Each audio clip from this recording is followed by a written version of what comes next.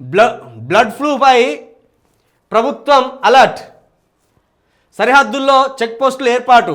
పరిస్థితిని సమీక్షిస్తున్న పశుసంవర్ధక శాఖ. లక్షణాలు ఉన్న రాష్ట్రాల నుంచి కోళ్లను దిగుమతి చేసుకోవద్దని ఆదేశాలు.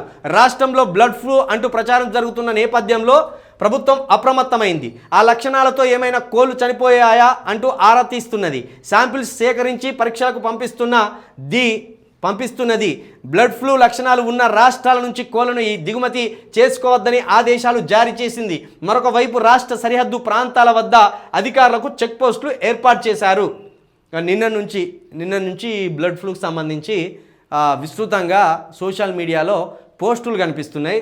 మరి నిజంగా బ్లడ్ ఫ్లూ వచ్చిందా రాలేదా అని ఇది ప్రభుత్వం ఓ ప్రకటన చేయాలి. ప్రస్తుతానికైతే వార్తలు పుంకాలుగా పుట్టుకొస్తున్నాయి, ప్రచారంలో ఉన్నది. కాబట్టి తెలంగాణ ప్రజలు ఈ కోళ్ళకు కొన్ని రోజులు దూరంగా ఉండండి, ఇక చికెన్కు కొన్ని రోజులు దూరంగా ఉండండి. ఇదేందో తెలిసేదాకా చికెన్ జోళ్ళకు పోకండి. అనవసరంగా చికెన్ను తీసుకొచ్చుకొని తిని ప్రాణాల మీదకి తీసుకొచ్చుకొని ప్రాణాలు పోగొట్టుకునే పరిస్థితి తీసుకొచ్చుకోకండి.